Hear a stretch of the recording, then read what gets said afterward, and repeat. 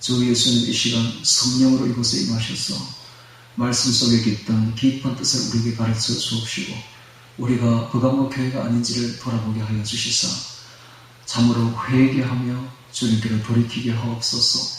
회개하는 자에게 성령께서 임하실 것이요 회개하는 자에게 성령이 물붓듯이 부어지며 영의 눈을 뜨게 되며 영적 사람이 될 줄로 믿습니다. 주여 이 시간 말씀을 통하여 양날 금 같은 말씀으로 우리의 폐부를 깊숙이 찔러서 쪼개 드러내게 하여 주옵소서. 영과 혼과 간절과 골수와 네 마음의 생각까지 다 드러내어 주옵시고 무엇이 잘못됐는지를 보게 하여 주옵시며 회개하고 주님께로 돌이키게 하여 주옵소서. 예수님 이름으로 기도합니다. 아멘.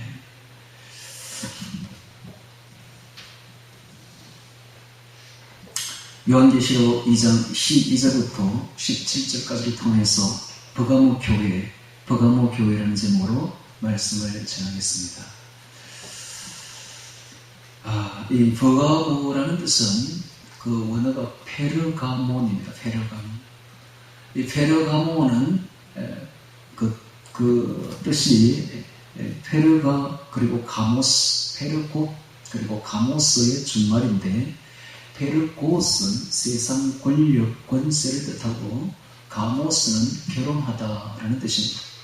그래서 페르가모는 그 뜻이 세상 권력과 결혼한 교회라는 뜻이에요. 세상 종교와 결혼한 교회, 세상 권력과 결혼한 교회라는 뜻입니다. 이것이 참 특이하죠. 그래서 이것이 바로 버가모의 이름입니다. 그래서 버가모 교회를 자세히 보면은 주 313년부터 저 교회가 수면 위로 떠오르게 되죠. 그전에는 지하에 있는 핍박받는 교회였는데 카타콤 교회에서 313년, AD 313년 콘스탄티누스 대제가 기독교를 공인하고 국교로 승인하면서부터 수면 위로 떠오르고 됩니다. 그러면서 이 교회가 바로 주변에 있었던 바빌론 종교와 결혼을 하게 되어 교회가 바빌론 종교를 수용하게 되는 것입니다.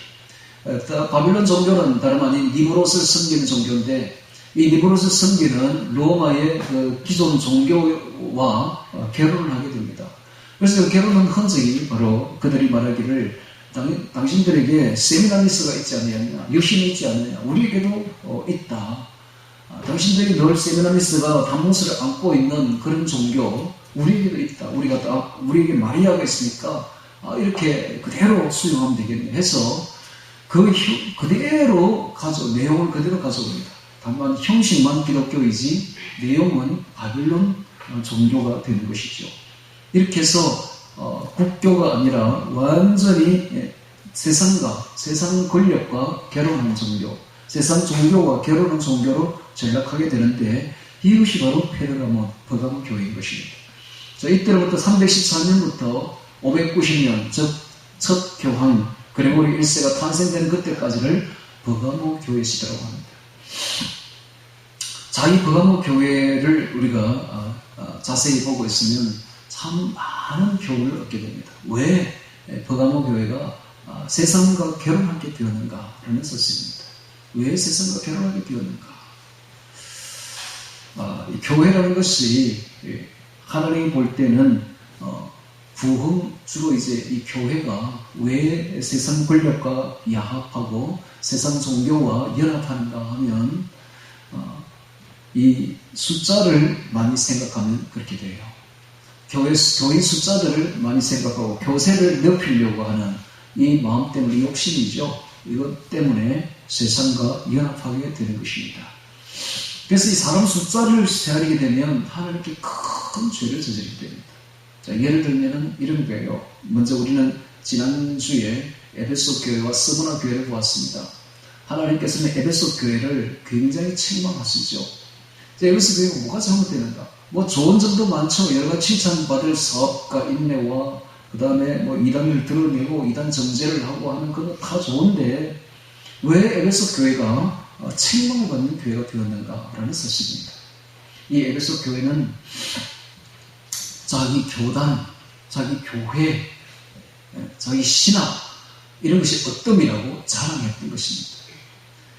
자랑하게 되면 교회를 자랑하고 교회 숫자를 자랑하고 교인 숫자를 자랑하고 교회 신앙을 자랑하고 교회 목사님을 자랑하고 이렇게 되면 어떻게 되는지 아십니까? 바로 예수님의 자존심을 건드리게 되는 거예요. 우리가 자랑해야 될 것은 오직 예수님밖에 없는 것입니다. 오직 예수님밖에 없는데 세상에 교회를 자랑하고 교회 건물을 자랑하고 교회 목사님을 자랑하고 교회 성도를 자랑하고 교단을 자랑하고 교회 신앙을 자랑하고 이러면 그게 제일 큰 죄를 짓는 거예요. 예수님의 자존심을 딱 건드리게 되는 거예요. 예수님의 자존심이 뭔지 아십니까? 예수님의 자존심은 바로 기독론입니다. 즉 예수 그리스도는 하나님이다. 이 세상을 창조하신 하나님입니다. 창조주 하나님입니다. 만물의 소유주다. 만물의 승리자다. 구원주다. 인류의 유일한 구원주다. 그리고 인류의 마지막 대심판주다. 이것이 바로 예수님의 정체성입니다. 이 자존심을 건드리게 되는 거예요. 그러면 가장 큰 죄를 짓게 되는 것입니다. 반면에 서머나 교회는 어떤 교회였는가? 서머나 교회는 예수님의 이 자존심에 충성했던 교회입니다. 오직 예수. 이 예수님의 자존심을 지키기 위해서, 정체성을 지키기 위해서 그들은 생명을 내버렸던 것입니다. 그래서 그들은 7교회 중에서 최고의 교회가 됩니다. 생명의 멸류관을 받는 교회가 되는 것이죠. 다른 6개 교회들은 이 스무나 교회를 향해서 굉장히 불만이었습니다. 왜 그렇게 외골수냐? 라는 식으로 그렇게 했지만 주님이 볼 때는 스무나 교회야말로 가장 좋은 교회였던 것입니다. 자, 이런데 버가모 교회가 들어오게 됩니다. 이제 버가모 교회 시대가 되어서 버가모 교회가 되는데 이 버가모 교회는 그렇지는 못했던 거예요. 스무나 교회처럼 자존심을 지키지, 예수님 자존심을 지키지 드리지를 못했습니다. 그들은 세상과 야합하고 세상과 결혼하는 교회가 되고 말았던 것입니다. 이것이 바로 버가모 교회의 가장 큰 실책이었습니다. 자, 이 버가모 교회의 배경부터 보도록 하겠습니다. 이 버가모는 우리 주보를 보면은 에베소에서 약 100km 북쪽으로 가장 멀리 떨어진 교회가 바로 버가모 교회죠. 그래서 이 에베소, 스무나, 버가모로 출발합니다. 이렇게 에베소부터 출발하는데 딱 7자처럼 보이죠? 7, 아브라함의 숫자 7. 그래서 7의 맨 꼭대기에 있는 것이 바로 버가모 교회입니다. 거기서부터 돌아서 이렇게 쭉 내려오서 7자가 그려지게 되죠. 그래서 7교회가 그려지게 되는데 제일 꼭대기에 있는 그것이 바로 버가모 교회입니다. 이 에베소, 스무나, 버가모가 당시에 터키의 3대 도시입니다. 3대 도시. 당시에 인구 약 20만 명 정도 되는 곳이었고 버가모는 특별히 도서관으로 유명했습니다. 양피지 책이 약 한 20만 권이나 소장되어 있었고 20만 권 대단하죠. 2만 권만 해도 대단한데 20만 권이 있었으니까 당시에 교육도시였고 그 다음에 약학교와 의학교로 유명한 곳이어서 보통 이 의술 쪽에는 가면은 아스클레피오스 신을 섬기게 되는데 이 아스클레피오스 신이 바로 뱀신입니다. 뱀신. 그래서 뱀 형상의 우상을 숭배하는 곳이었습니다. 이곳은 이방 신전의 총본부였고 주님께서 말씀하시듯이 이곳은 사탄의 위가 있는 곳이었습니다. 이곳에 버가모 교회가 있었는데요. 이 버가모 교회의 뜻이 아도 처음에 제가 이야기했듯이 세상 권력과 결혼한 교회, 세상 종교와 결혼한 교회라는 뜻입니다. 역사적으로 보아도 확실히 가톨릭이 일어나는 교회죠. 가톨릭이 기독교에서 일어나는 때가 바로 이 버가모 때입니다. 가톨릭은 세상 종교와 결혼하고 세상 로마 권세와 권력과 황제 권력과 결혼한 교회가 바로 가톨릭이 아닙니까? 지금도 그렇죠. 자, 이 참 너무나 놀랍게 일치하죠. 시대적으로도 일치하고 그 말 뜻과도 그대로 일치하는 것이 바로 버가모 교회입니다.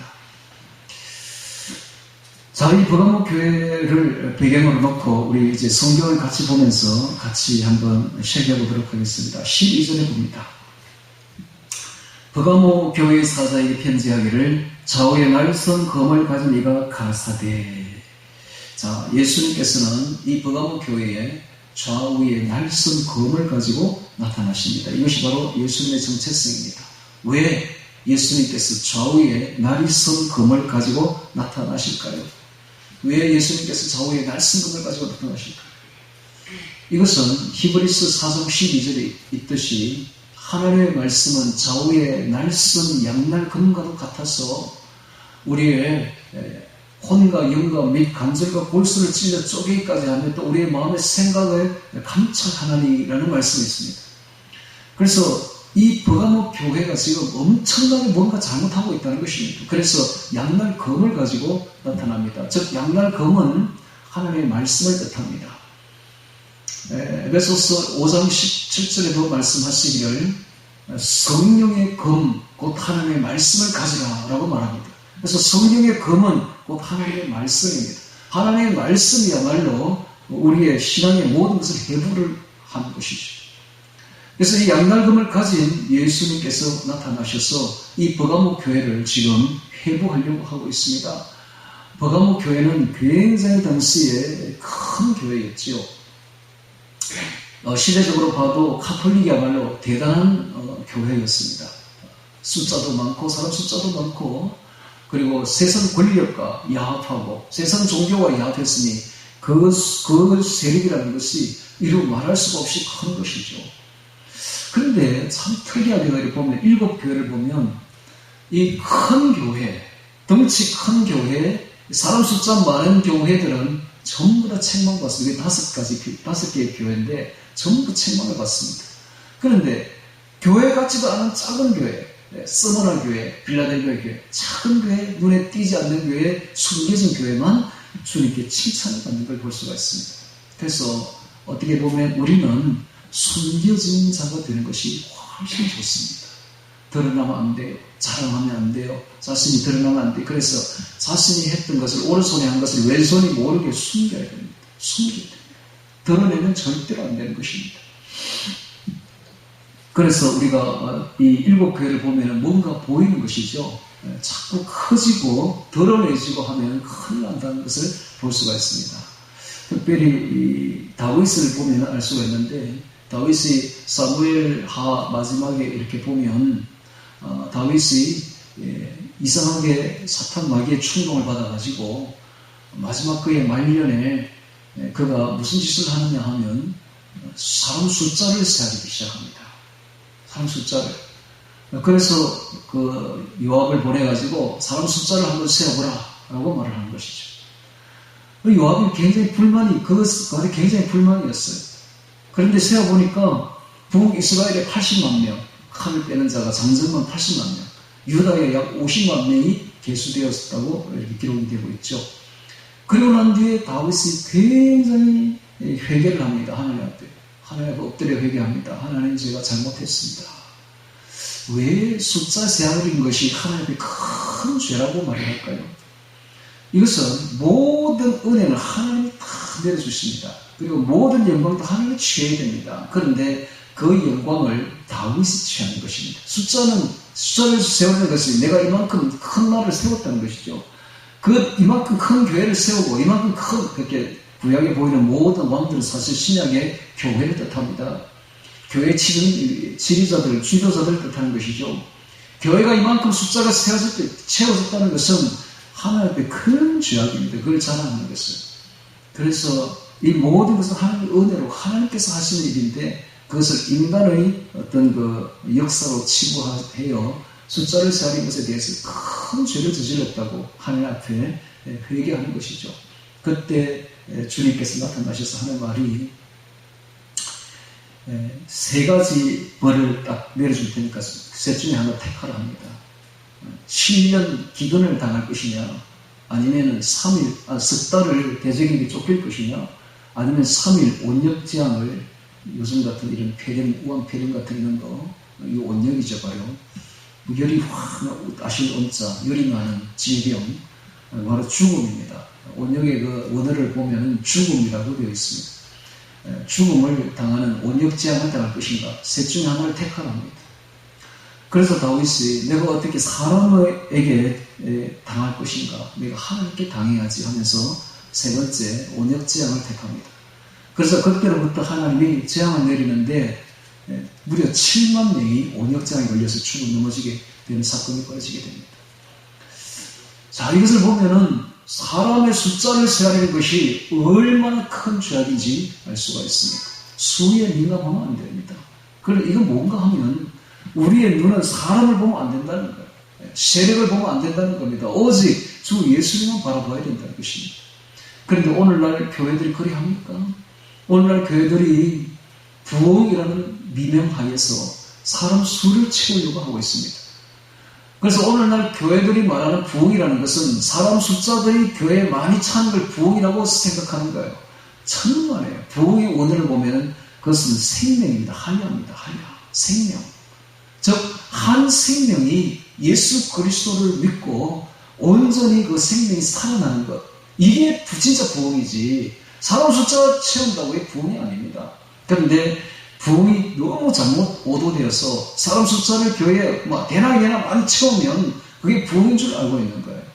자, 이것을 너무 심하게 하다 보니까 이제는 인본주의로 나가게 됩니다. 사람만 바라보게 되죠. 하나님 바라보지 않습니다.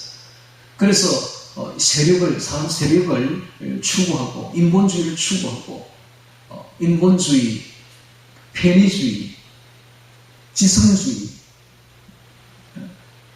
이성주의, 진보주의 이런 걸로 자꾸 나가는 거예요. 교회가. 그러다 보니까 세상과 야합합니다. 세상과 야합하고 세속화되고 결국 세상과 절충하게 되고 세상 세력과 세상 권력, 세상 종교와 절충하게 되고 결국은 세상 종교와 혼합하게 되고 결국 그것이 종교다원주의로 가게 된 것이죠. 종교다원주의가 뭡니까? 예수님 외에도 구원이 있다는 것이니까 예수를 안 믿는 거예요. 예수를 믿지 않으면 바로 구원에서 제외됩니다. 그래서 오늘날 종교다원주의에 빠지게 되면 구원이 없습니다. 그것은 구원에서 제외되어 버립니다.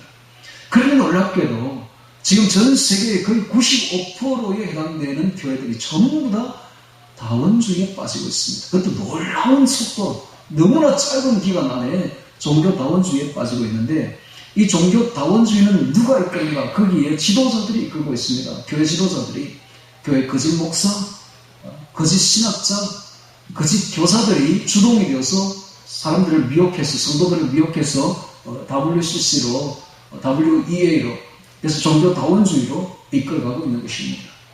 이들이 바로 니골라당이요, 말하는 니골라당, 인본주의. 어떤 죄를 지어도 한 번 구원은 영원이다. 한 번 구원은 영원 구원이다. 어떤 죄를 지어도 구원에는 손상이 가지 않는다. 이게 바로 니골라당이죠. 인본주의입니다. 자, 이렇게 해서 많은 영혼들이 지금 죽음으로 가고 있는 실정입니다.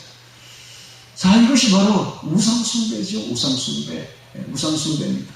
자, 나중에 보면은 발람이 나오게 되는데 이 발람은 이스라엘 백성들을 우상숭배로 이끈 장본인이 바로 발람입니다. 이와 같이 오늘날 세상 3대 욕심에 젖어서 세상과 결혼하게 만드는 것, 이게 바로 우상숭배죠. 이게 바로 발람입니다. 발람의 교훈을 지키는 자들. 니골라당이나 발람이나 똑같은 말이 그러니까. 자, 그래서 다시 또 보겠습니다. 그래서 이런 것을 가진 것을 보고 예수님께서 양날 검을 가지고 나타나시는 것입니다. 말씀으로 쪼개려고 나타나시는 것입니다. 아버지의 색을 쳐부시려고 나타나시는 것입니다. 13절에 내가 어디 사는 것을 내가 아노니 거기는 사탄의 위가 있는 데라. 너가 내 이름을 굳게 잡아서 내 충성된 증인 안디바가 너희 가운데서 곧 사탄이 거한 곳에서 죽임을 당할 때에도 나를 믿는 믿음을 저버리지 아니하였도다. 이게 안디바가 나오는데 이 안디바는 버가모 교회 감독이었습니다. 근데 이 안디바라는 이름이 참 그렇게 성경에는 그냥 이렇게 쓰는 게 하나도 없어요. 성경의 모든 것은 의미가 다 부여되어 있습니다. 그 이름조차도 의미가 다 부여되어 있는 것을 우리는 창세기에서도 볼 수가 있죠. 자, 여기서도 그대로 의미가 부여되어 있는데 이 안디바는 안티파스의 준말인데 안디파스는 안티는 대적하다, 반대하다, 대항하다 이런 뜻이거든요. 영어에 보면 안티. 근데 파스는 컬슨입니다. 사람입니다. 즉 대항하는 사람, 반대하는 사람이라는 뜻입니다. 즉 버가모 교회가 세상 세력과 결혼하고 세상 종교와 결혼해서 잘못된 곳으로 이 혼합주의로 종교다원주의로 이렇게 흘러가고 있는데 거기에 반대하는 사람이 있었다는 것입니다. 그 교회 안에 반대하는 사람이 있었다는 것입니다. 도대체 이 반대하는 사람은 어떻게 해서 반대하게 되었을까요? 이것은 주님의 은혜로만 깨우쳐지는 것입니다. 주님의 은혜가 아니면 이거 깨닫지 못합니다. 깨닫지 못합니다. 하나님의 말씀과 은혜, 영과 진리로만이 깨우침을 받고 깨달은 사람은 반대하게 되어 있는 것이죠. 오늘날 종교다원주의로 이렇게 흘러가고 있는데 많은 교회들이 흘러가고 있는데 그 안에도 안티파스가 있습니다. 안티바가 있죠. 즉 반대하는 사람, 대항하는 사람이 있는데 지극히 소수입니다. 전반적으로 다 이렇게 흘러가고 있는 것입니다. 그러나 거기에 반대하는 사람들도 있다는 사실입니다.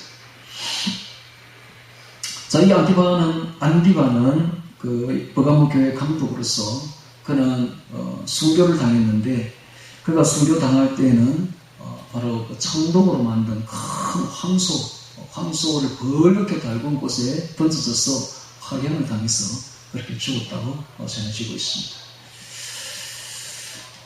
자, 14절에 보겠습니다. 그러나 너에게 두 가지 책망할 것이 있나니 거기 너에게 발람의 교훈을 지키는 자들이 있도다. 발람이 발락을 가르쳐 이스라엘 앞에 올무를 놓아 우상의 제물을 먹게 하였고 또 행음하게 하였느니라. 우상 제물을 먹었다라고 말하고 있죠. 우상 숭배죠. 즉 거기에 발람의 교훈을 지키는 자들이 있다. 이스라엘이 발람의 유혹을 받아서 우상 숭배를 하고 우상의 제물을 먹은 적이 있었습니다. 민수기에 보면은 거기에 가장 크게 가담된 지파가 시몬 지파였는데 시몬 지파가 거의 그 사건을 해 거의 다 죽죠. 거의 다 죽어서 그 큰 지파가 나중에는 거의 숫자가 거의 없는 미미한 지파로 전락되어 버리고 맙니다. 자, 문제는 이 발람의 교훈이 그 당대로서 끝난 것이 아니라 이 신약 교회 시대에도 그대로 들어오게 되는데 도대체 이 발람은 누구냐는 것입니다. 즉 우상 숭배를 이끌는 자는 누구냐는 것입니다. 자, 그 뒤에 보니까 또 니골라당이라는 말이 나오죠. 이와 같이 너에게도 니골라당의 교훈을 지키는 자들이 있도다. 니골라당은 쉽게 말하면 인본주의입니다. 인본주의. 신본주의가 아니라 인본주의. 그리고 인간 편의주의. 인본주의, 인간 편의주의, 지성주의, 이성주의, 그리고 진보주의, 좌파 진보주의, 전부 다 이쪽으로 나가게 되죠. 그러다 보면 세속주의, 세상과 연합하는 세속주의, 그리고 혼합주의, 세상과 혼합하고, 세상과 절충한 절충주의, 그리고 쾌락주의, 성적 자유주의, 이쪽으로 방임주의로 걸게 됩니다. 결국은 혼합주의, 세상과 혼합하다 보면 결국은 그 끝이 어디냐? 종교다원주의로 그러게 된 것입니다. 즉 세상 종교와 연합해버린 것입니다. 세상 권력과 연합해버린 것입니다. 지금 세계 종교 연합이 지금 올 6월에 이루어지게 되는데 이제 다음 달이네요. 이루어지게 되는데 그것은 세상 권력과 연합하는 것이요 세상 종교와 연합하는 것입니다. 그들이 왜 그런 짓을 할까요? 왜냐하면 세력이 커지면 좋기 때문에 이 인본적인 생각이죠. 아까도 이야기했던 숫자를 자꾸 생각하다 보면 인간적으로 생각하다 보면 큰 죄를 짓는데 다윗이 그걸 크게 회개했지 않습니까? 근데 그것을 그대로 답습하고 따라가는 것입니다. 자, 여기에 우리가 보면 세 가지 욕심을 볼 수가 있는데 이 세 가지 욕심에 이끌리게 되면 그 뒤에는 반드시 사탄에게 잡히게 되어 있습니다. 자, 성경을 보면서 세 가지 욕심이 뭔지를 먼저 보도록 하겠습니다. 요한 1서 2장 15절 보겠습니다. 요한 1서 2장 15절.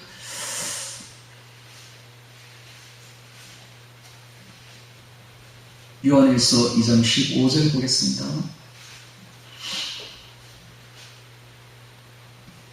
따라서는 제가 읽겠습니다.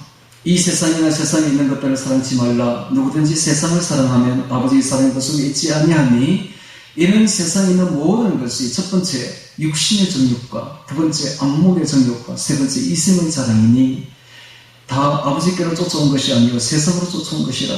이 세상도 그 정욕도 지나가되 오직 하나님의 뜻을 행하는 이는 영원히 가느니라 라고 되어 있는데 육신의 정욕, 물욕이죠. 물욕, 육신의 정욕, 그 다음에 안목의 정욕, 바로 성욕, 정욕을 말하죠. 그 다음에 이생의 자랑, 명예욕, 권세욕을 말합니다. 자, 이 세 가지 욕심이 바로 인간 욕심을 대변한다 볼 수가 있습니다. 그러면 이 세 가지 욕심에 이끌려서 전부 다 죄를 짓게 되는데, 이 세 가지 욕심 때문에 사실은 인본주의로 흘러가게 되고, 편의주의로 흘러가게 되고, 혼합주의로, 결국은 종교다원주의로 흘러가게 되는데, 자, 이 세 가지 욕심 뒤에 뭐가 있는지를 보도록 하겠습니다. 고린도후서 4장 4절 찾습니다. 고린도후서 4장 4절. 고린도후서 4장 4절에 보니까 찾으라는 것은 중요하기 때문에 찾으라는 것입니다. 고린도후서 4장 4절. 그 세 가지 욕심 뒤에 뭐가 있는지를 보겠습니다. 찾았으면 제가 읽겠습니다. 그 중에 이 세상 신이 믿지 아니하는 자들의 마음을 혼미케 하여 그리스도의 영광의 복음의 광채가 비치지 못하게 하느니 그리스도는 하나님의 형상이니라. 세상 신이 믿지 아니하는 자들의 마음을 혼미케 한다 라는 말이 보이고 있습니까? 믿지 아니하는 자들 뒤에는 뭐가 있다? 세상 신이 있다. 세상 신이 탁 잡고 있다는 거예요. 그래서 그리스도의 복음의 광채가 비치지 못하게 막고 있는 것입니다. 그리스도는 하나님의 형상입니다. 즉 예수님은 하나님이십니다. 근데 예수님이 하나님이심을 알지 못하게 하려고 세상 신이 믿지 아니하는 자들의 마음을 혼미케 하고 있다는 것을 볼 수가 있습니다. 또 똑같은 말씀을 한번 들어보겠습니다. 에베소서 2장 2절입니다. 에베소서 2장 2절. 에베소서 2장 2절을 봅니다.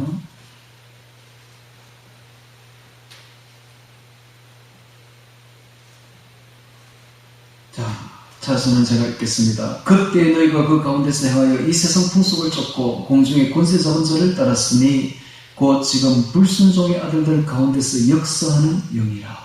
곧 지금 불순종의 아들들 가운데서 뭐가 있다? 역사하는 영이 있다. 공중의 권세 잡은 자, 사탄 마귀가 있다라는 것입니다. 즉 불순종의 아들들, 안 믿는 사람들, 믿지 아니하는 사람들은 전부 다 어디에 잡혀있다? 공중의 권세 잡은 자, 사탄 마귀에게 탁 잡혀있다는 걸 볼 수가 있습니다. 이게 바로 영적 시각입니다. 이런 말을 들으면 자기들은 뒤로 자빠지겠죠. 기절초풍하겠죠. 내가 어떻게 악령에 사로잡혀 있나 라고 말하겠지만은 성경은 그렇지 않습니다. 성경의 눈을 딱 열어서 보면 전부 다 악령에 다 잡혀 있는 것입니다. 그런데 문제는 이 사람들이 왜 이런 악령에 잡혀 있을까요?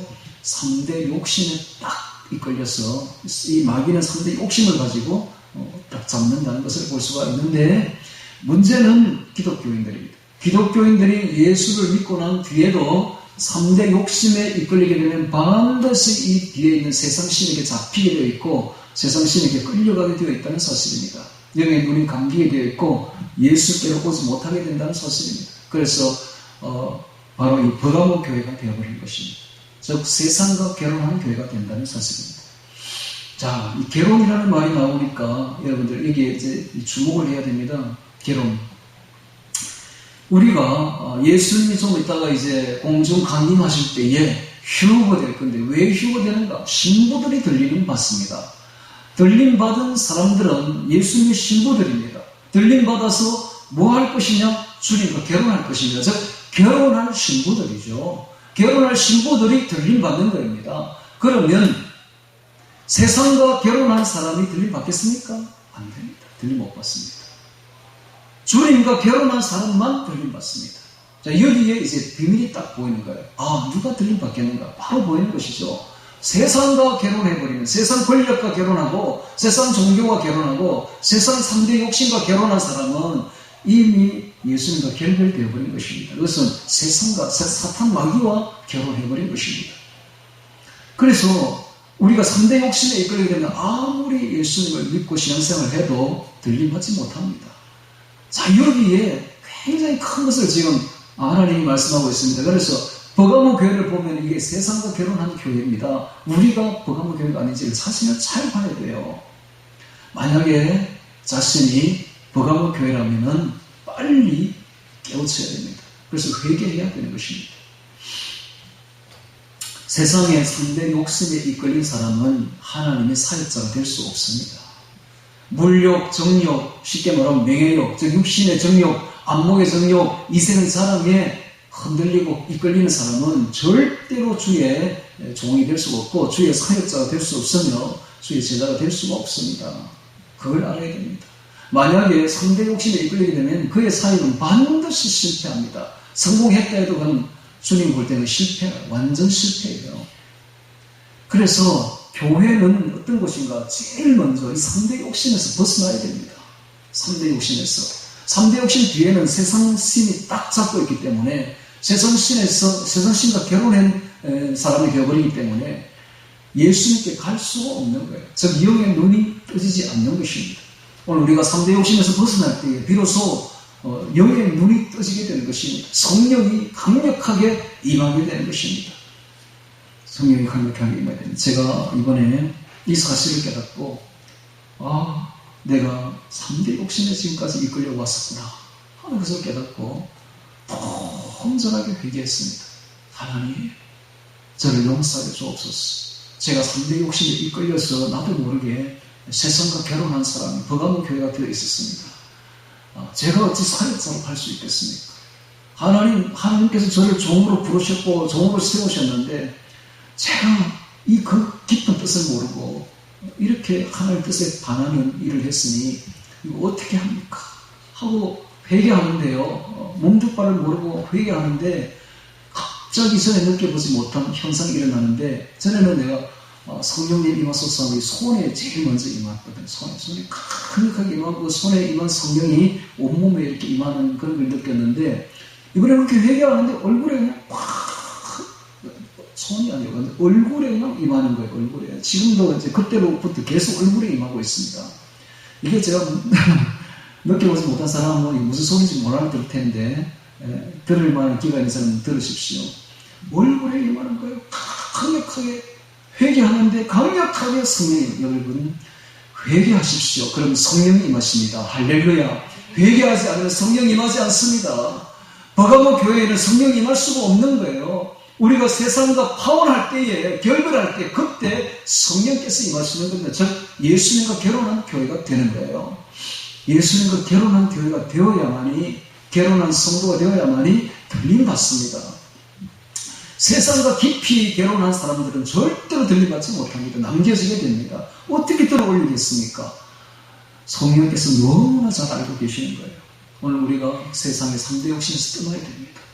물욕, 정욕, 명예욕에서 완전히 떠나야 돼요.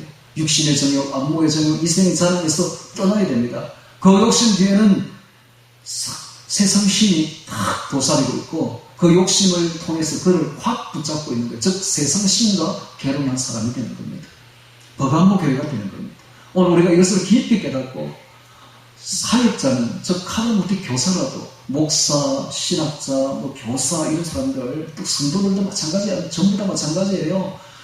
주의 제자들은 주의 사역자들은 절대로 이 3대 세상의 욕심에 이끌리게 되면 주의 제자가 될 수 없고 주의 사역자가 될 수가 없다는 사실을 깊이 깨달아야 됩니다. 그래서 거기 빠져나와야 됩니다. 파혼해야 됩니다. 파혼해서 주님께 이끌림을 받을 때에 비로소 성령께서 강력하게 임하시고 주의 신부가 된다는 사실을 깨닫기 바랍니다. 그래서 누가 들림 받는가는 지금 결정됩니다. 지금 결정돼요. 세상 신에게 이끌림을 받고 세상 신과 결혼한 사람은 들림받지 못합니다. 그러나 지금 세상과 파혼하고 예수님께 이끌리고 성령의 충만함을 받으며 예수님과 결혼한 사람은 당연히 주의 신부로서 들림받는 것이지요. 그것은 누구보다 자신이 잘 알고 있습니다. 오늘 이 말씀을 깊이 버가모 교회를 깊이 깨달아서 세상에서 빠져나와 주님과 결혼하기를 바랍니다. 자, 다시 계시록을 보겠습니다. 자, 16절에 봅니다. 이것이 바로 니골라 당이요 발람입니다. 발람과 니골라 당이 어떤 사람들인가? 세상 사람, 이독 교인들을, 성도들을 유혹해서 인본주의로 이끌고 세상 편의주의로 이끌고 진보주의로 이끌고 세상과 연합하게 하고 세상과 혼합하게 하고 세속화시키고, 그래서 세상과 절충하고, 그래서 결국은 세상과 혼합해서 혼합주의를 하는 거예요. 그게 바로 종교다원주의죠. 그 끝이 종교다원주의입니다. 이렇게 되면 구원에서 제외되어 버립니다.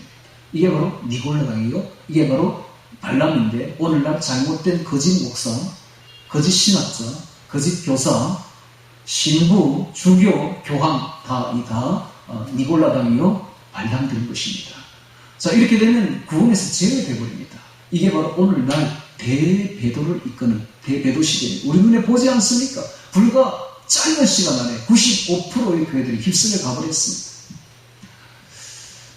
무섭죠? 이게 바로 니골라당이요, 이게 바로 발람이며, 이게 바로 버가모 교회, 세상과 결혼한 교회, 세상 세력과 결혼한 교회가 되는 것입니다. 자, 16절에 보겠습니다. 그러므로 회개하라. 자, 주님께서 이럴 때는 뭐라고 말합니까? 회개하라. 회개한 자에게는 성령이 임하십니다. 회개한 자는, 회개가 뭡니까? 내가 잘못을 깊이 깨닫고 뉘우치고 그 관계를 끊고, 세상과의 결혼한 관계를 끊고 이제 예수님께로 돌아오는 것이 바로 회개가 아닙니까? 회개한 자에게는 성령이 강력하게 임합니다. 강력하게 임합니다. 제가 아까 이야기했죠. 제가 회개하니 저 얼굴에 강력하게 성령이 임하더라. 그로부터 그 성령이 떠나지 않습니다. 요즘도 기도하면 얼굴에서부터 강력하게 성령이 임하는데, 이대로 가면 아마 얼굴이 옛날에 바울처럼 혹은 디모데처럼 막 변할 것 같아요. 성결하게 변할 것 같아요. 어제도 제가 기도하고 돌아오니까 우리 아내가 얼굴 한번 보자는 거예요. 목사 얼굴 한번 보자. 성령 받았는지 보더니 성령 받았다고 성령 받았다고 저 이야기를 하는데, 맞습니다. 외모부터 바뀌어요. 생각이 바뀌면 외모도 차이가 바뀌죠. 사람이 거룩해진다고 성결해진다는 게 뭡니까? 세상과 결별하는 거예요. 세상과 연합하고 버가모게 됐다는 것은 이미 마음이 엄난하다는 겁니다. 그게 영적 엄난, 육적 엄난으로 그대로 이어집니다. 엄난에서 벗어나서 거룩하고 성결했다는 것은 세상과 파혼하고 예수님과 결혼했다는 것입니다. 예수님과 결혼한 사람은 기쁨이 넘칩니다. 어떤 기쁨? 예수님이 주시는 기쁨. 예수가 자체가 기쁨입니다. 할렐루야. 예수님과 동행하는 기쁨. 동행이 바로 결혼입니다. 결혼이 바로 동행입니다. 우리가 예수님과 함께 길을 걷는다면 기쁨이 넘치게 되어 있어요. 그런 사람은 항상 기뻐합니다. 항상 기뻐합니다. 예수님이 주시는 기쁨이 우리에게 늘 있는 거예요. 뿐만 아니라 쉬지 않고 기도하게 되어 있습니다. 쉬지 않고 기도합니다. 쉬지 않고 기도합니다. 정시에 1시간, 하루에 1시간의 기도뿐만 아니라 매 순간 우리는 작게라도 걸어가면서도 기도하게 되고 찬송하게 되고, 찬송과 기도가 끊이지 않게 계속 24시간 우리와 함께 있는 생활을 하게 됩니다. 그리고 감사하게 됩니다. 범사에 감사합니다. 자족합니다. 세상과 다른 걸 욕심내지 않습니다. 주신 것에 그저 감사하고, 주신 것에 감격하고 감사하는 것입니다. 항상 기뻐하라. 쉬지 말고 기도하라. 범사에 감사하라.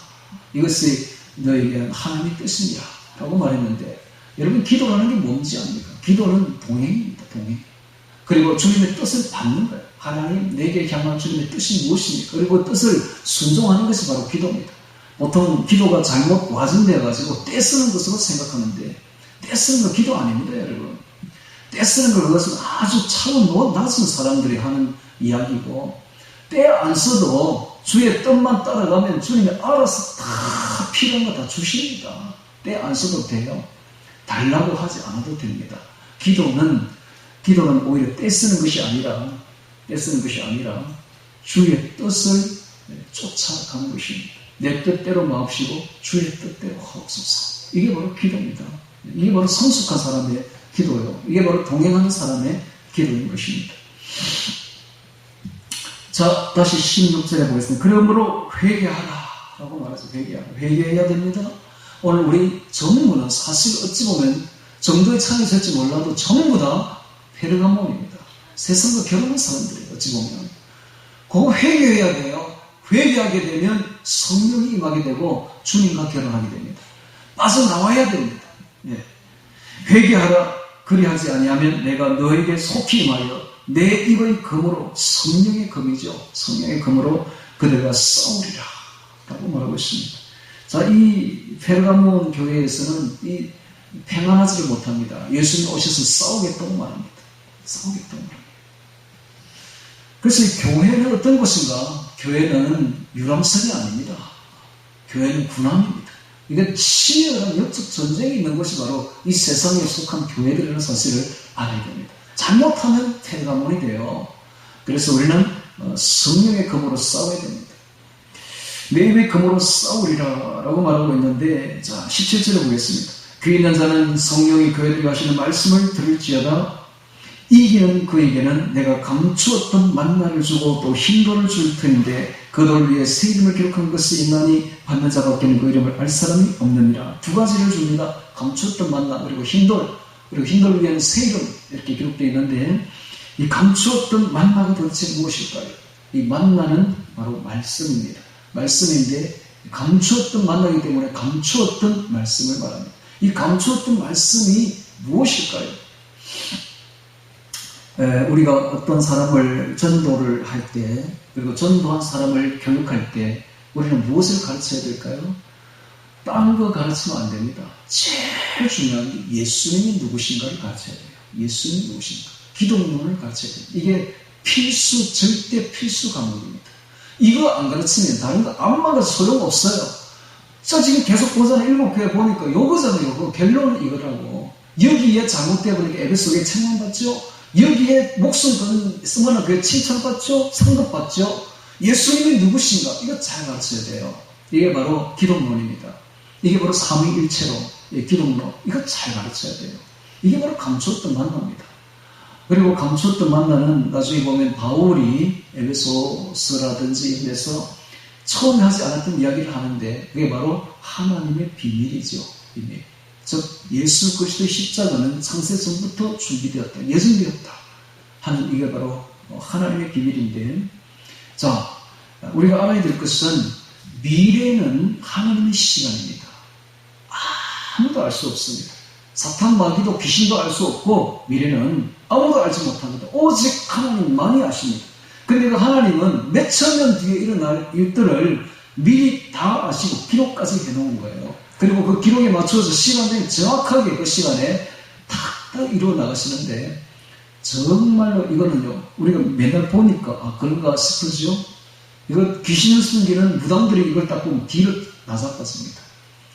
무당들은 과거는 알아맞히죠. 자기들이 저질렀으니까 과거는 다 알아맞히는데 미래는 절대로 모릅니다. 넘겨짚는 거죠. 그냥 아무 때나 짚는 거예요. 맞으면 그뿐이고 안 맞으면 그렇고 뭐 그런 거예요. 그런데 성경은 딱 보니까 몇천 년 뒤에 일어날 것도 기록하고 그대로 이루어지게 합니다.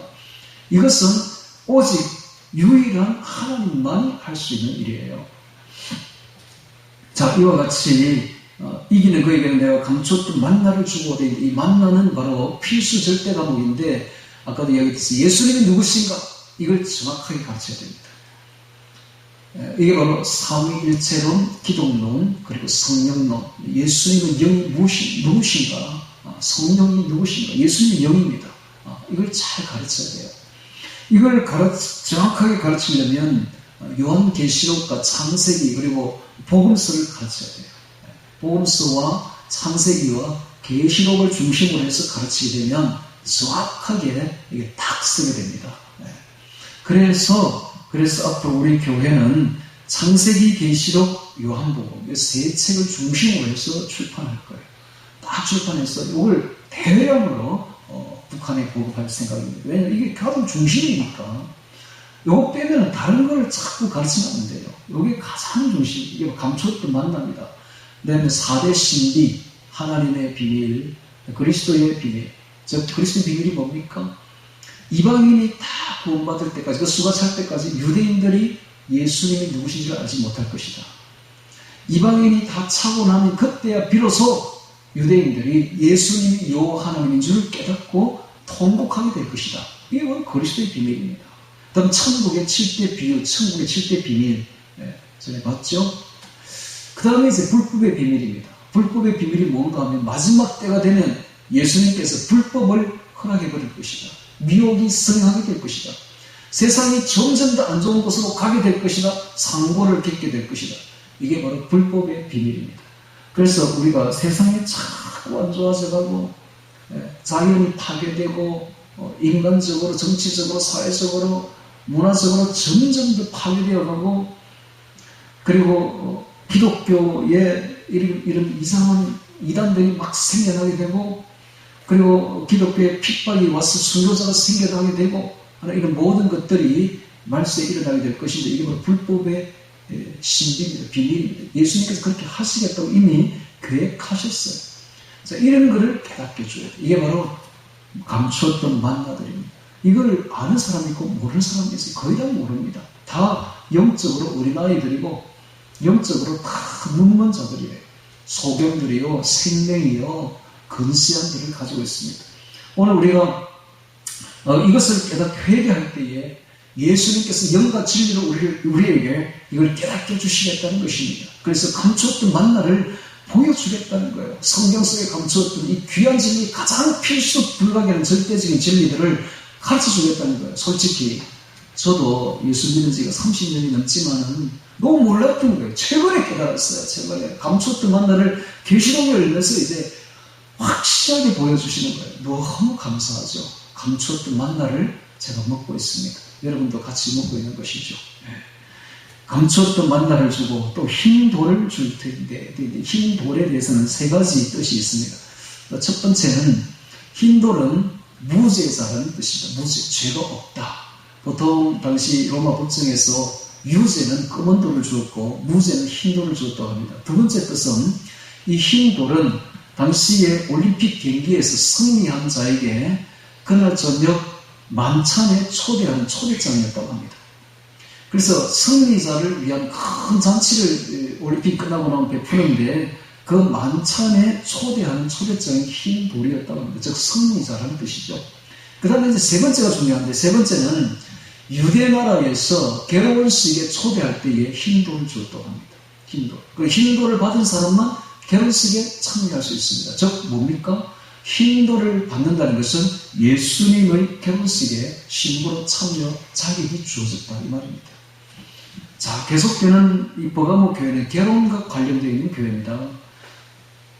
우리가 버가모 교회는 페르가모, 즉 세상 권력과 결혼하고 세상 교회와 세상 종교와 결혼한 교회라고 아까 보았는데, 이제 여기서 흰 돌을 주겠다고 합니다. 즉 그들과 파혼하고 이제 예수님과 결혼하는 주의 정결한 신부로서의 자격을 주겠다고, 이기는 자에게 주겠다고 합니다.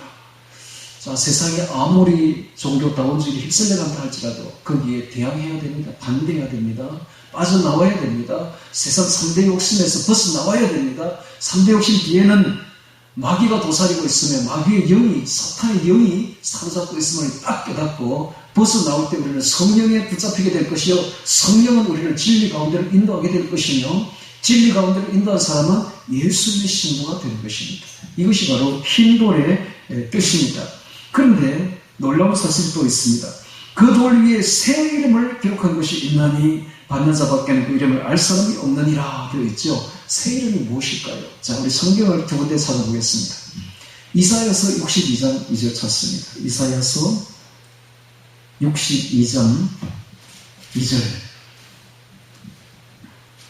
새 이름이 무엇일까? 이사야서 62장 2절에서 잘 설명해 주고 있습니다.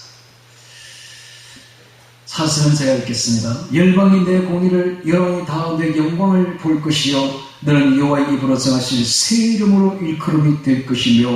자, 앞구절과 연결해 보세요. 열방이 내 공의를, 열왕이 내 영광을 볼 것이, 이게 뭡니까? 왕이라는 뜻입니다. 열왕이, 모든 왕들이 너를 볼 것이요, 네가 왕임을 볼 것이요, 이 말이죠. 너는 여호와의 입으로 정하실 새 이름으로 일컬음이 될 것이요, 즉 너는 왕의 이름으로 일컬음이 될 것이다, 이런 뜻입니다. 즉 흰돌 위에 새 이름을 기록한 것은 왕으로서 이제 왕노릇하겠다는 것입니다. 즉 앞으로 새 예루살렘 성에 드나드는 사람들은 전부 다 왕입니다. 왕들인데 왕의 이름을 기록해 주겠다는, 새 이름을 주겠다, 왕으로 대접하겠다는 것입니다. 자, 그 이름이 진짜 있는가 보겠습니다. 계시록 21장 천년왕국을 보겠습니다. 새 하늘과 새 땅을 보겠습니다. 계시록 21장 24절 봅니다. 자, 새 예루살렘 성에 누가 들어가는지 봅니다. 계시록 21장 24절. 만국이 그 빛 가운데로 다니고 땅의 왕들이, 그쵸? 땅의 왕들이 성도들입니다. 결국 땅의 왕들이 자기 영광을 가지고 거리로 들어오리라 되어 있죠. 그래서 이 새 예루살렘 성에는 누가 드나드느냐? 바로 왕들만 드나든다는 사실을 보여주고 있습니다. 자, 어떤 사람이 왕이 되는가? 오늘 페르가몬 교회를 보면 알 수가 있죠. 이기는 자가 왕이 되는 것입니다. 이 세상 신을 벗어나서 세상과 결혼한 것에서 파혼하고 단연코 뛰쳐나와서 예수님과 결혼한 자들이 왕이 된다는 사실, 영적 왕노를 푼다는 사실을 보여주고 있습니다.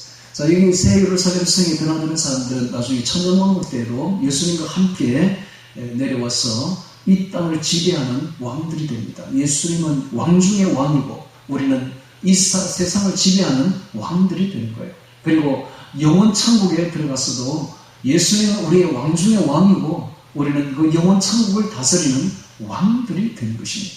이 왕적인 자격을 가지면 어떻게 해야 됩니까? 영과 진리로 싸워 이겨야 되는 것입니다. 자, 오늘 우리는 요한계시록 2장 12절부터 17절까지를 통해서 베르가몬이라는 제목으로 말씀을 보았는데요. 자, 우리는 여기서 오늘 큰 것을 보게 되는데 이 베르가몬은 바로 결혼이라는 단어가 딱 들어있죠. 그 안에 결혼. 누구와 결혼할 것인가?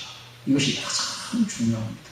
자, 우리는 누구와 결혼할 것인가? 여기에 따라서 우리의 미래가 결정이 됩니다. 누구와 결혼할 것인가? 세상 3대 욕심에 이끌려서 세상 신과 결혼할 것인가? 아니면 세상 3대 욕심을 단연히 뿌리치고 빠져나와서 주님과 결혼할 것인가? 여기에 이제 이 말씀의 핵심이 들어있는 것입니다. 주님과 결혼하게 된 사람에게는 땅의 왕들이 되는 권한을 주겠다고, 주님께서 왕적 권한을 주겠다고 까지 약속하고 있지 않습니까? 그러므로 우리가 이 시간 깊이 깨달아서 정말로 다시 한 번 제가 강조합니다.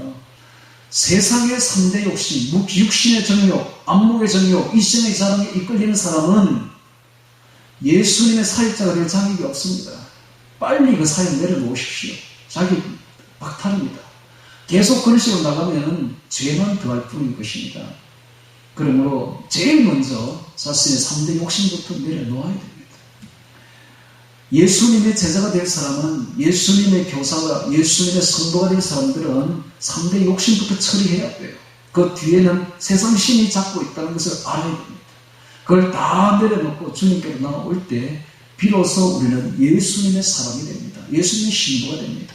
예수님과 결혼한 사람이 되는 것이죠. 예수님과 결혼한 사람은 약속이 주어집니다. 주님과 결혼할 약속이 주어지게 되고 또한 새 예루살렘 성에서 왕노릇할 약속이, 왕이 되는 약속이 주어지게 되는 것입니다.